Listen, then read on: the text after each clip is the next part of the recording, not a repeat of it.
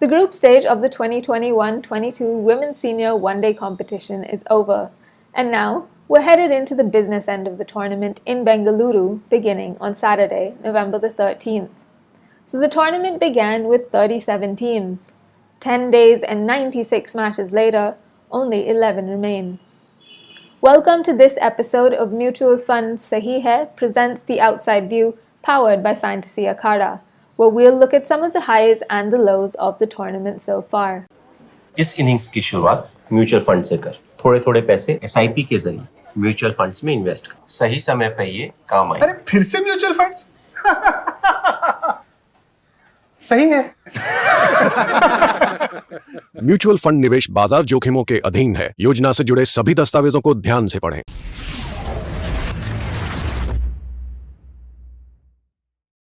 So let's dive right into it and look at the teams that have qualified for the knockouts. So remember, it's the top two teams from each of the elite groups that have made their way into the knockouts, and they've been joined by the topper of the plate group. So that consists of Maharashtra and Delhi from elite group A, Railways and Odisha from elite group B, Bengal and Punjab have made their way from elite group C.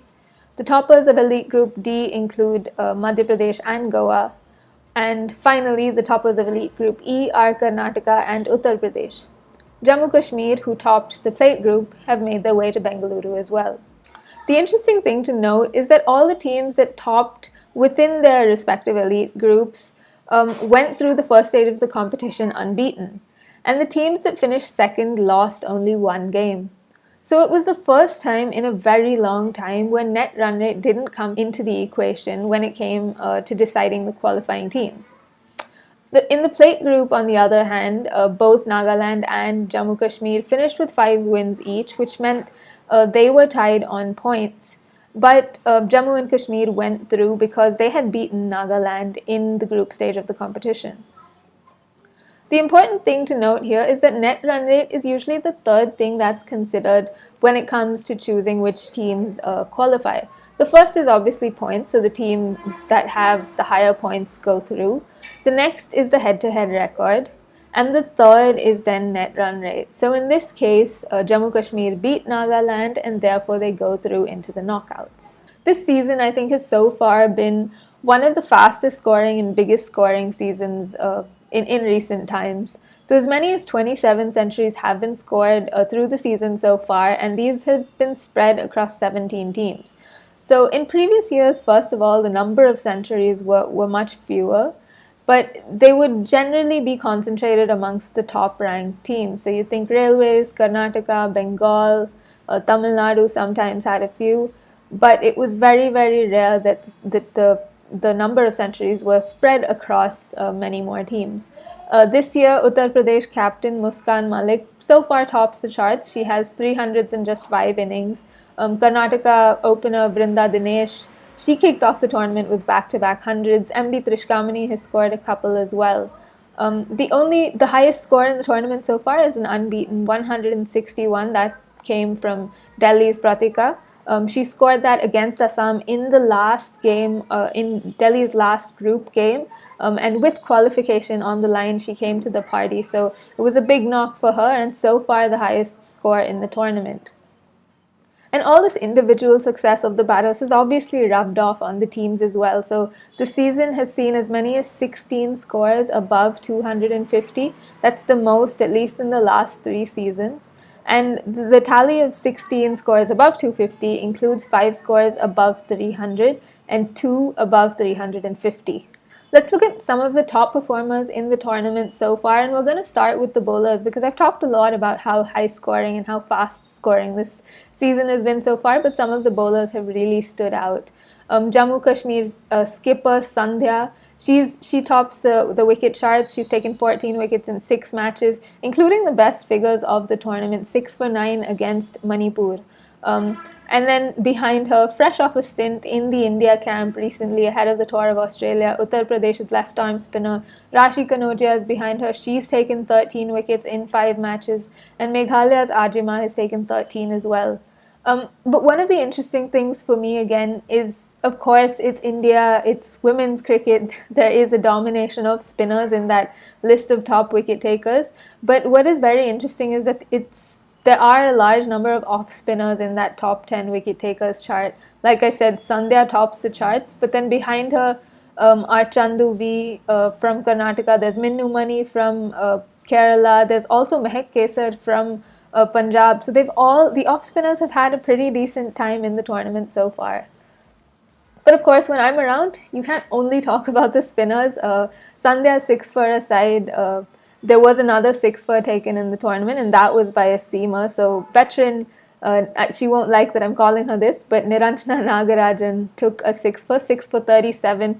Again, in Tamil Nadu's last group game against Uttarakhand, it was an effort that allowed Tamil Nadu to win the game, but they couldn't quite get over the line in terms of getting into the top 2 to qualify for the knockouts. So amongst the batters, as I mentioned earlier, UP's Muskan Malik, 300 so far, so she's quite understandably top of the run charts, 360 runs in 5 innings. Behind her is Karnataka opener Vrinda Dinesh. She scored, to go with her 200s, she scored 2 half centuries as well. So only 4 innings for her 340 runs. Behind them is Madhuri Mehta, and then there's Palak Patel and MD Trishkamani, both of whose teams have not made it past the first round, so they won't be able to build on their success, whereas those top 3 can. But aside from those who've topped the charts, there have been some, outstanding performances through the season so far, and I think the one for me who I think so far has been the player of the tournament is Kanika Ahuja. She's an all-rounder from Punjab and has played a couple of very, very crucial knocks for Punjab. You think of the final game that they won against Rajasthan to qualify for the knockouts. She scored an 88 ball 90 to get them over the line in what was a very tricky chase, especially when they'd lost their top order. So she's been in brilliant form, played some very counter-attacking knocks, especially considering that Punjab top order haven't been able to get off to flying starts. She's come in and really had to give momentum to the innings, so done very well, the left-hander has. And she's also chipped in with 10 wickets with her off-spinners as well. Aside from Ahuja, there is G. Divya. She's been in fantastic form, scored 306 runs in just 4 innings at an average of over 150. But what is very impressive about Divya is her strike rate, 112.91. So remember, 306 runs she scored at a strike rate of over 100. So I think it's just a reflection of the batting talent that exists in India, and it's just about giving them an opportunity and good surfaces to score some runs on. For Bengal, of course, there's been Dhara Gujjar and Rumeli Dhar have been in consistent form. So there are there's a lot of talent that will be on show through the knockouts, and definitely people that you can keep an eye on. Moving on to some of the disappointments. So I think one of the teams that will be hugely disappointed that they didn't make it into the knockouts, and one of the teams that I thought should make it into the knockouts was Andhra. Like I mentioned in the preview, they were strengthened by the return of Sneha Deepthi and R. Kalpana, but they failed to put together strong, consistent performances until it was too late. So in their last couple of league games, they put on really dominant shows, but it was just too little too late. And another team, much like Andhra, Baroda, they were buoyed by the return of Yastika Bhatia, who showed some really, really good form. They kicked off the tournament with a come-from-behind win where Taranum Pathan and Ritu Patel stepped up. They shared an unbeaten 150-run partnership, helped Baroda chase over 260, and got over the line. So after that, you kind of expected them to kick on, to maybe make it into that top 2, but they just kind of fell flat after that. Additionally, though, one of the dark horses in this group, or actually one of the lower-ranked teams, Rajasthan, they were grouped alongside Bengal, Punjab, Andhra, Hyderabad. So you wouldn't have expected them to push for a top 2 place, but they came in and kind of, I think, set the cat amongst the pigeons until the very last over of their very last group game, or actually the very last ball of their very last game. They were probably in contention for a place in that top 2, but a last ball thriller against Punjab, in which Harpreet Dhillon came in, scored 18 off 8 balls. kind of knocked them out at the last minute, so they would be very disappointed that they weren't able to get over the line and make the knockouts. So I'm sure moving forward, there are going to be some very interesting games in the knockouts. So let's look at the fixtures and see what we have in store. Like I said, the action begins on November 13th with the pre-quarterfinals. So all the top place teams in the elite groups, which is Maharashtra, Railways, Bengal, MP and Karnataka, they all make their way directly to the quarterfinals, whereas the remaining teams, that's Delhi, Jammu Kashmir, Orissa, UP, Punjab and Goa, will play the pre-quarterfinals on November 13th. So let's look at the fixtures now. So on November 13th, Delhi will play Jammu Kashmir, Orissa will play Uttar Pradesh and Punjab will play Goa. And then on 15th November is the quarterfinals. You can see who Maharashtra, Railways, Bengal will potentially play. Madhya Pradesh and Karnataka will face off in the fourth quarterfinal on November 16th.